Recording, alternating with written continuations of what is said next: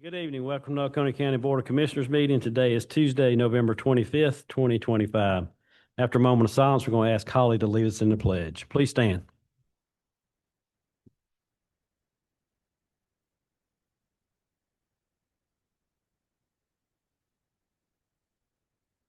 Thank you.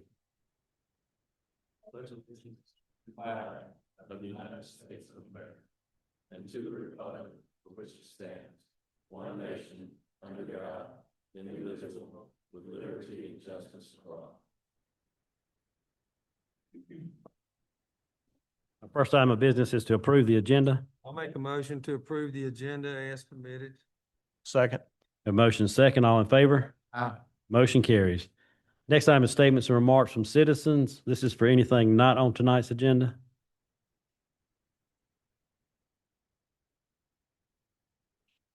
My name is, can you hear me? Yes, ma'am. My name is Jane Amos. I live at Presbyterian Village. I've lived there about 5 years.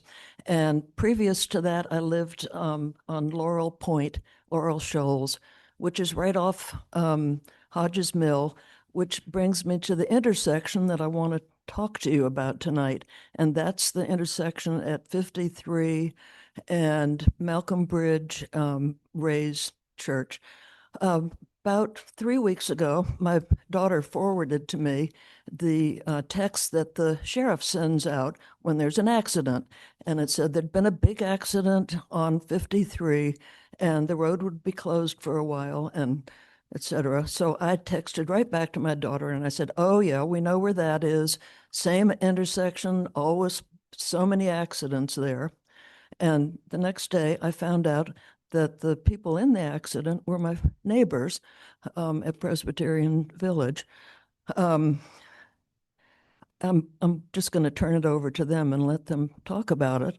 And I want you to be thinking about if that had been your wife, your son, your neighbor who'd been in this unbelievable accident. So thanks for listening. Thank you.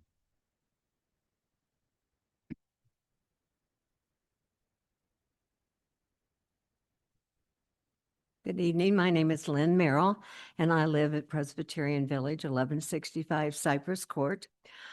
On November the 11th, about 11:30 in the morning, my husband and I were coming down Hog Mountain Road from 78 at the intersection that Jane just described, and a car entered the highway from Ray's Church Road, T-boned my side of the car, pushed the car aside, and we rolled and we landed on our roof. And we were trapped in our car. It was frightening. My greatest fear was that the car would catch on fire. My husband's greatest fear was that the weight of the car would crush us. But neither happened, and we were fine. We looked at each other and said, "Are you okay? Are you okay?" And we both were. And we were just so grateful. It wasn't very long at all until Good Samaritans started tapping on the car and saying, "Are you okay in there? We're here, we're here, we're going to get you out." It took them about 15 or 20 minutes to pry open the door on my side of the car, which was the upside. We were just so grateful for them. And once they did finally get the door open, they said to me, "Don't move. We're going to get you out. We don't want you to get yourself out." So they carefully got me out of the car. And as I stood there, I was just so amazed that I was okay. And I would say our Lexus saved us and God spared us. Just about that moment that I'm beginning to take a deep breath, I don't know who this was, but to me, it seemed like a very large man quickly grabbed me and squeezed me so tight and started praying real loud. And I was so grateful. After that, I was told to walk over to a truck that was blocking the highway. And I got in the back seat and the EMS man came over and checked me out. And at that point in time, my blood pressure was over 200. I was traumatized, right? And I had a slight bump, and but otherwise, I couldn't.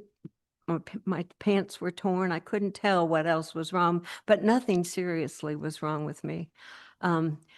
the EMS man wanted to take me to the hospital, and I said, please, I know my blood pressure is normal. I'm just so frightened. And he believed me, and I love the fact he put my face in his hands and he said, I'm going to tell you 3 numbers. And I thought he was going to test my cognitive ability, but no, the 3 numbers were 911. And he said, if you get home, and I promised him I had a blood pressure cuff at home, you take your blood pressure and it's not under 200, you're going to call 911. And I personally am going to come get you.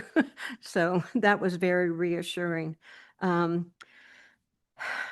did just minor. I lost my hearing aid, but minor than that. And after they got me out, they got my husband out. And after he talked to the sheriff a long time, then we were ready to go home. And the sheriff said, now, who are you going to call? And the man whose truck I was sitting in, his name was Trent. And Trent said, they're not calling anyone. I'm taking them home. So I want to tell you that that no one should have to experience being trapped in a car like that. But I want to say the people of Oconee County were just beyond belief. Thank you.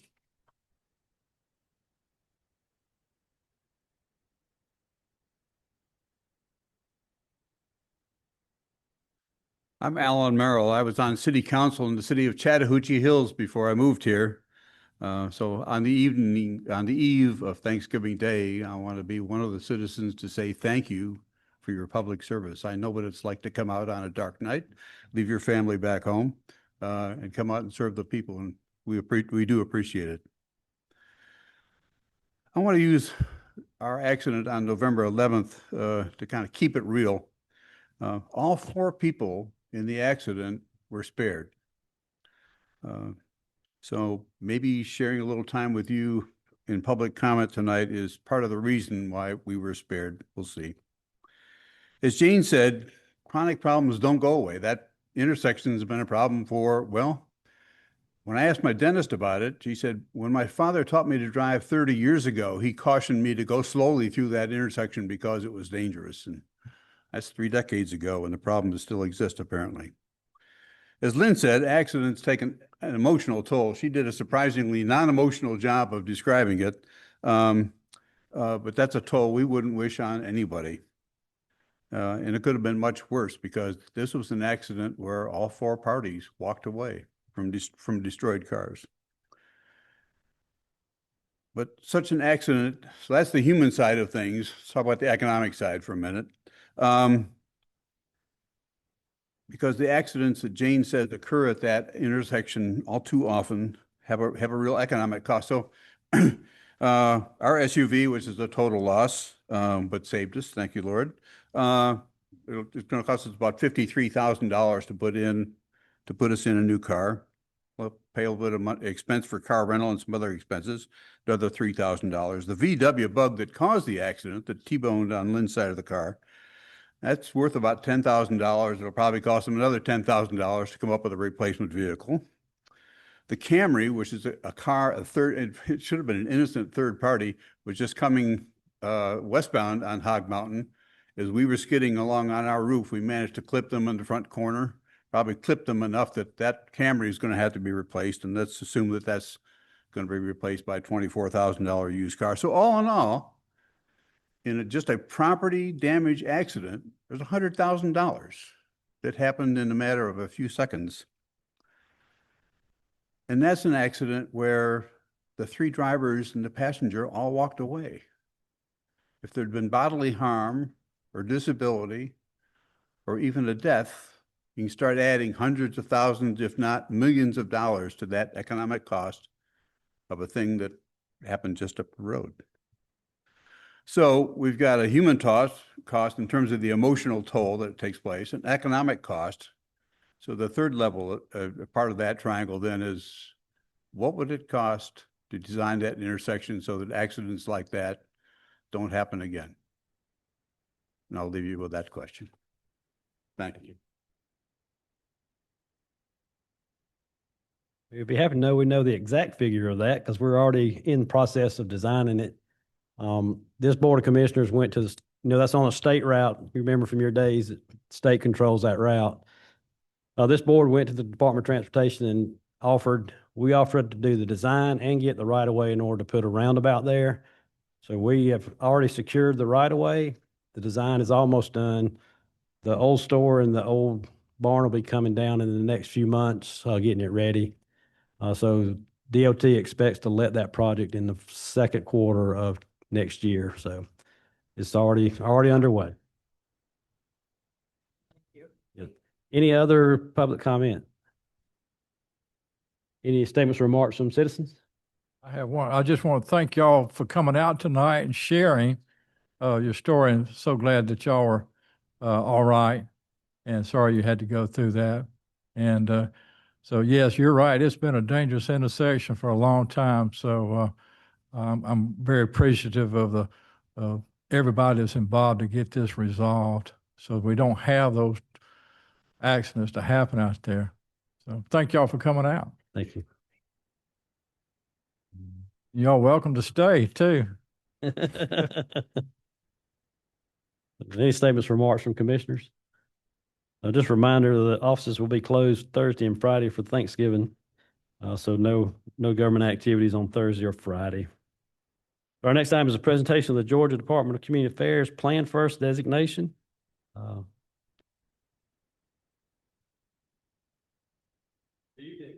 evening. Excellent. Thank you, commissioners, and thank you, Mr. Chair, for having me tonight. It brings me great pleasure on behalf of Commissioner Christopher Nunn and the Department of Community Affairs to come to you all in my capacity as the Planning Outreach Coordinator for DCA. I'm here because you all have been redesignated a Plan First community for the third time, making your local government one of only 14 communities in the state to achieve this designation for the 26 through the 28 timeframe. Additionally, this makes your local government a 3-time designee, an achievement very few communities in the state can boast about.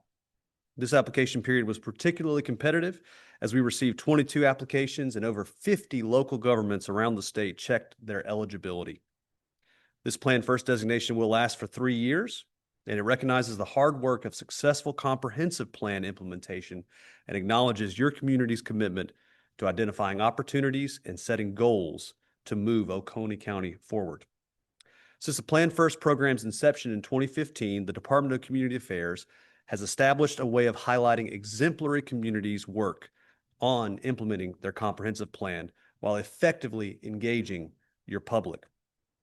For those in the room that may not know, a comprehensive plan is a guiding long-range document that communities use to ensure that future development will occur when, where, and how your community desires. Besides simply celebrating the Plan First community status through press releases, certificates, and you'll get a certificate tonight, statewide recognition, and an invitation to the Capitol for Planning Day at the Capitol in January, the Department of Community Affairs also allows access to other programs in financial incentives, such as a reduced interest rate on certain GEFA loans, Georgia Environmental Finance Authority. Your community can enjoy a 0.5% reduction on those water and sewer loans, helping some Plan First communities save hundreds of thousands of dollars on multi-million-dollar loans. Additionally, Oconee County can access a 1% interest rate reduction on economic development loans from Department of Community Affairs. And of course, access to apply for a community development block grant, CDBG, annually as opposed to every other year. The application to become a Plan First community is stringent, and the reviewers hold these communities to a very high standard.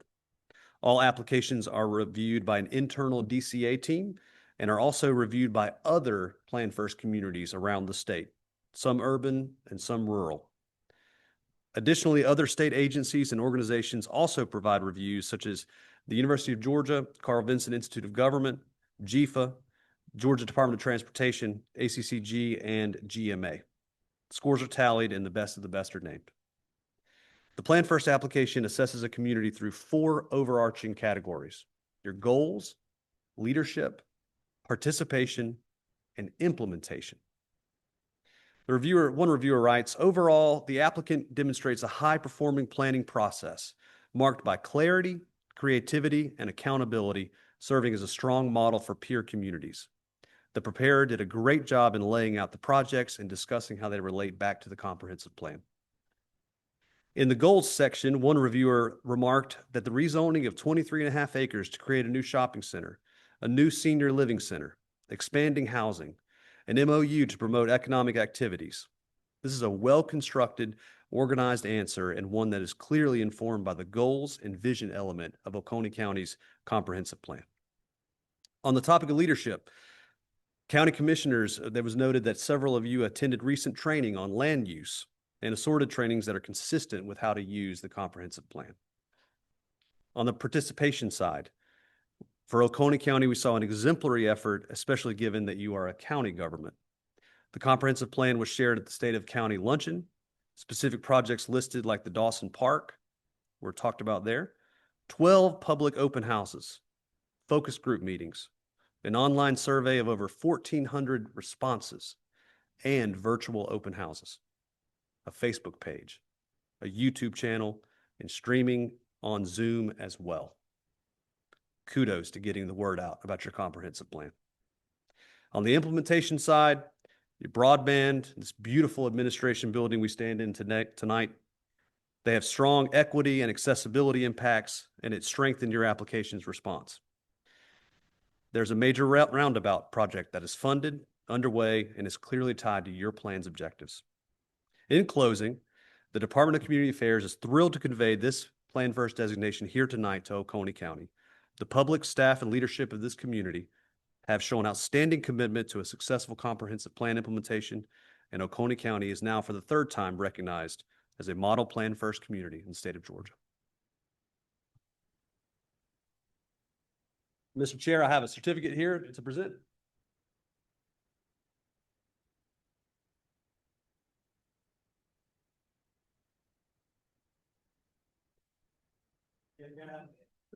Yeah, one put all the hours in making this happen.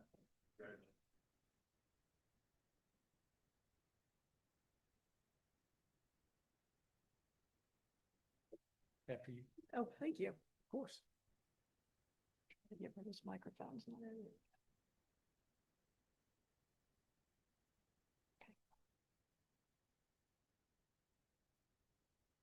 Thank you. That's good. Congratulations. Sir.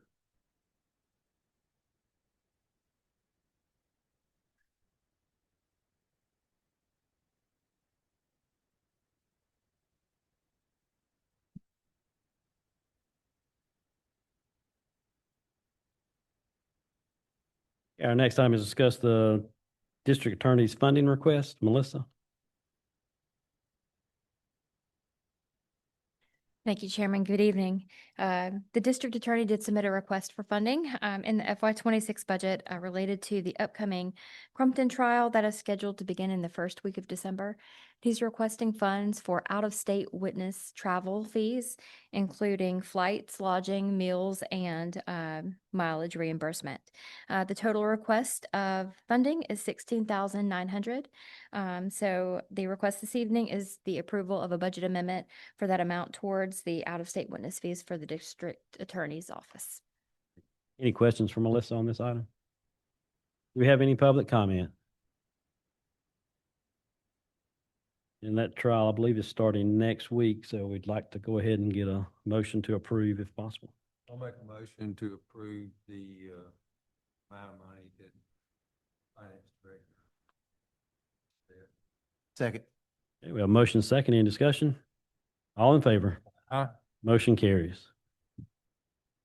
Next item is discuss an amendment to the real estate agreement for a contract extension of 1621 Daniels Bridge Road.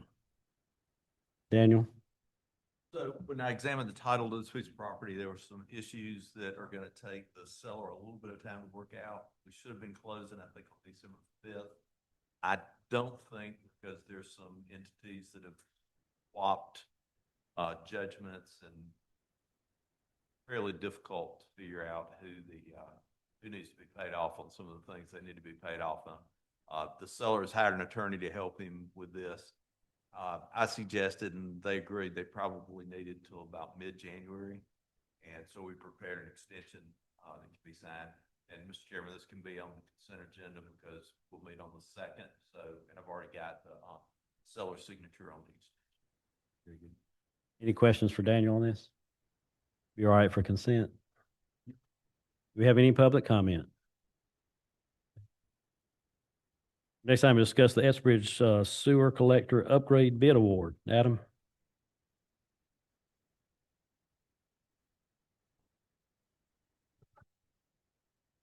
All right. So Oconee County has approved design and easements for this project. To review, this construction involves expanding the capacity of a 2,100 linear foot section of existing gravity line between the Oconee Connector and Parkway Boulevard. The current 8-inch sewer line will be replaced with a new 12-inch. I will note, it was originally slated to be 10-inch. That was based off of what's existing and what's been proposed.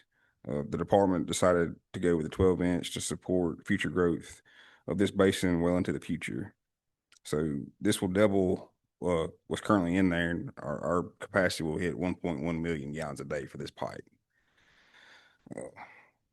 An invitation to bid was issued for construction. We received 6 submittals. My recommendation is consider approval of awarding the bid to Matthews Development Corporation. Total bid amount was $658,923.50.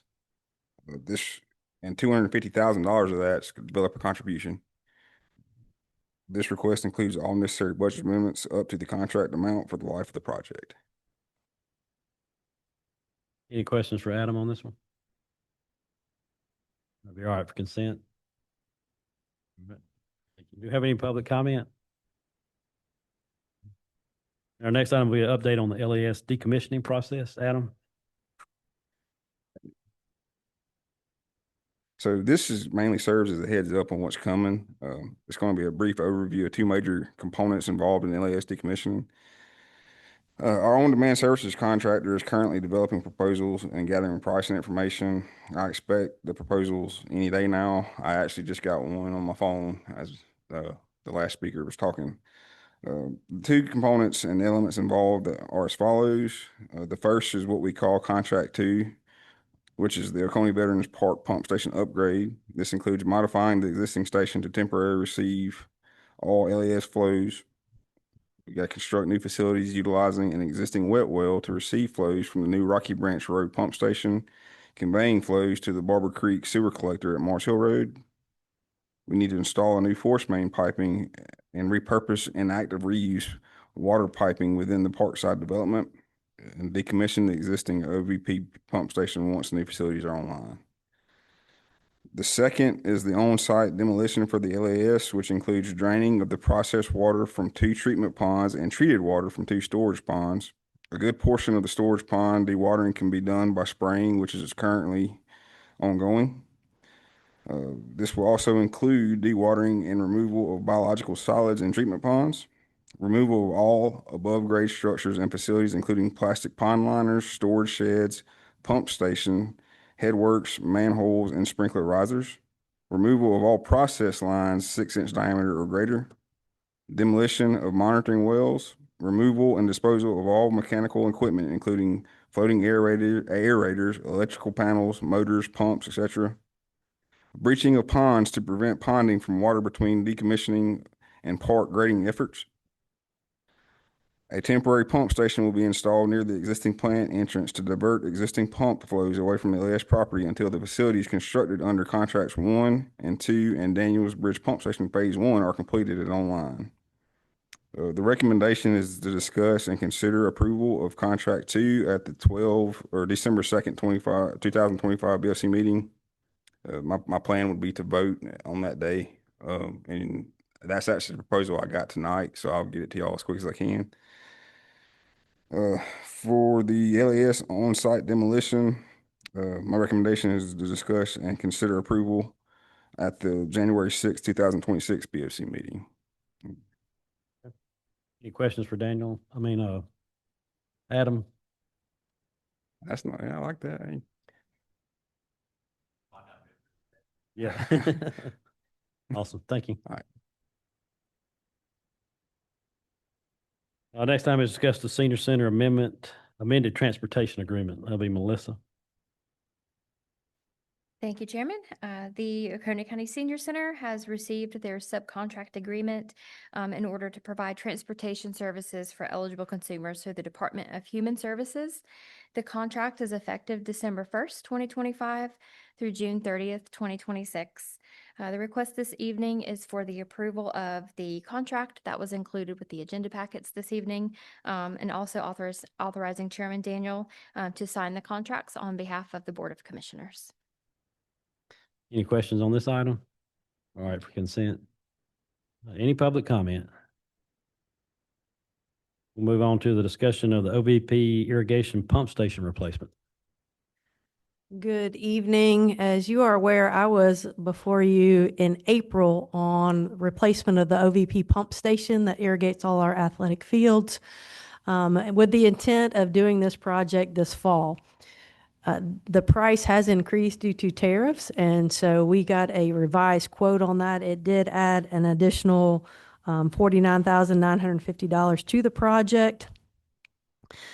Even with that increase, Shoemaker Irrigation is still the low bid for the project. So I am here tonight to ask the BOC to approve the additional funds for the project, for the life of the project, in the total amount of $327,450 with the necessary budget amendments. Any questions from Lisa on this one? I'm just curious of what materials is the tariff impacting? Primarily the building. So it's not just the well structure, it's actually we have to replace the entire pump house itself. The new system requires a heater and HVAC, and so that building currently does not have that. And the building materials is what was involved in some of the increase for that primarily. So all that material is coming from overseas? Not made in Canada. America? No, sir. That's what I've been told, yes. I don't have a material list or anything from the contractor, but.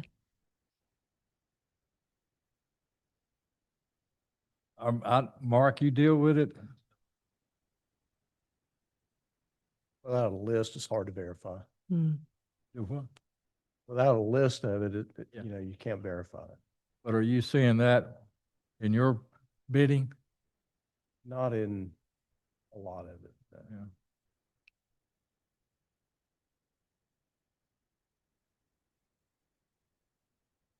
I just asked a question. I'm not trying to. Understood. We need It's a lot of money, yeah. We need it, but it's just kind of like, okay. Any other questions for Lisa? Be all right for consent?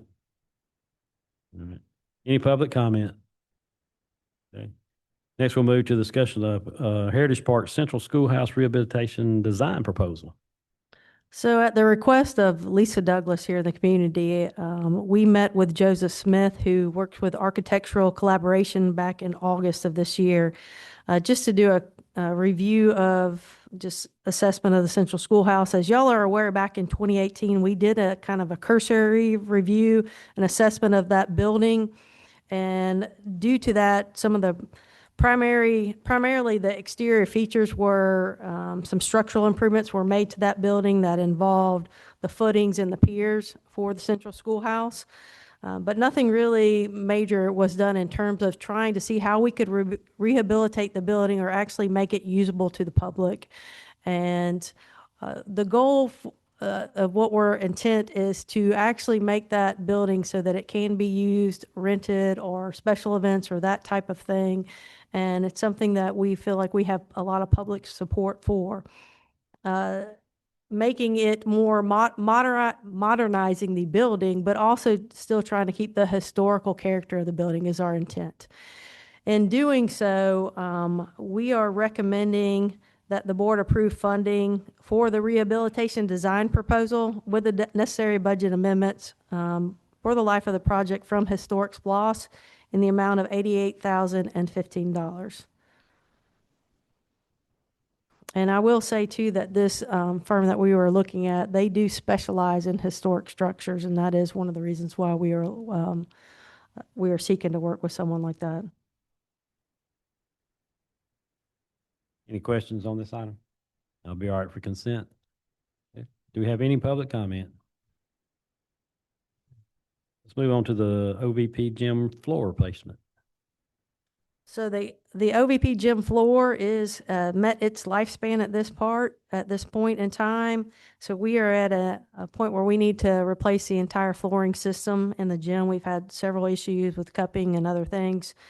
We are recommending that the board approve with the necessary budget amendments through SPLOST 2021 funds for the life of the project with Sourcewell Connor Sports, so through cooperative purchasing, at the price of $232,000.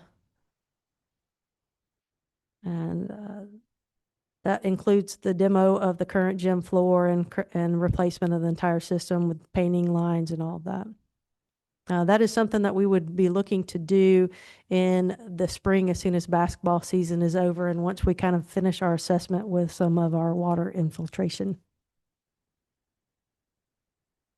Any questions from Lisa on this one? Be all right for consent. Do we have any public comment? Thank you. Next time is discuss the final contract modification for Snows Mill Road at Lane Creek Road roundabout. Jody. Good evening, Mr. Chairman, Commissioners. This item of business is the final contract modification for the Snows Mill Road at Lane Creek Road roundabout project. The contract modification will reconcile actual quantities placed during the construction. The two main areas where actual quantities exceeded the estimated quantities were concrete and GAB. Additional concrete was needed to bridge over an unmarked unknown utility, and additional GAB was needed to mitigate unsuitable soils encountered. The contract modification would add $55,215.09 to the contract and increase the contract amount from $457,841 to $513,056.09. And the contract modification would also require a budget amendment in the FY26 budget. Public Works recommends approving the contract modification and budget amendments up to the contract amount for the life of the project. The financial impact would, these funds would be funded through T-SPLOST. Any questions for Jody on this one? No. You all right for consent? Yeah. Thank you. Any public comment? Next time is discuss the extension of the cell tower lease with Prime Tower at OVP. As you recall, in December of 2023, the board approved a lease option with Prime Tower for a site at Oconee Veterans Park and Butler's Crossing collection site for construction of cell towers. The Butler's Crossing cell tower has been constructed. It has at least one antenna on there now, and I expect another one to go up here in the next several months. They do now have interest on the OVP tower, so they're going to need some more time to solidify that agreement, and they have to come in and do some borings to make sure they figure out the engineering part. So our recommendation is that we give them an extension of that lease option. I'll be happy to answer any questions you got. Be all right for consent agenda? Very good. Any public comment? Okay. Next item is discuss the Board of Commissioners meeting schedule for 2026. Holly? Thank you, Commissioners and Mr. Chairman. You have received a schedule in your packet with a proposed meeting schedule that we would like to approve for 2026. If you have any questions, I'm happy to answer them. Any questions or comments on schedule? Be all right for consent? Very good. Next item is the Vice Chairman schedule for 26 through 29. You do see there the vice chair schedule. If there are any questions, I'm happy to answer those. Any comments on the schedule? Be all right for consent? Very good. Next time is discuss the quarterly acceptance of deeds and easements. This is the regular quarterly acceptance that we do. You'll see 2 deeds listed there for Stonewood Subdivision Phase 3 to be accepted. If there are no questions, be all right for consent agenda on acceptance. Very good. We do have need of an executive session for personnel and litigation. Make a motion, we go into executive session, discuss personnel matters and litigation. Second. A motion second, all in favor? Aye. Thank you. Motion carries.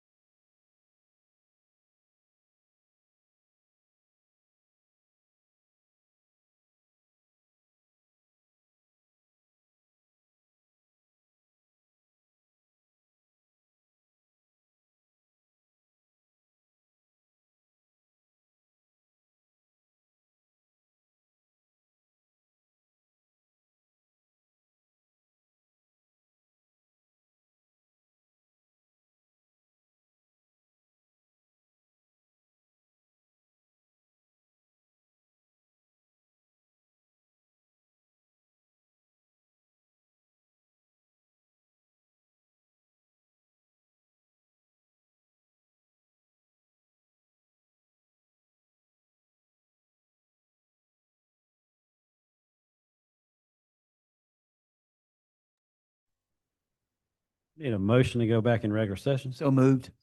All in favor? All right. Mr. Saxon. Motion to adjourn? Oh.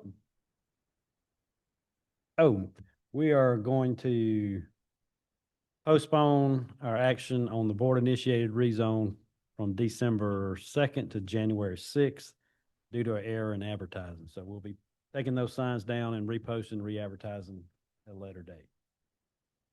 Motion to adjourn? Second. All right, we're adjourned.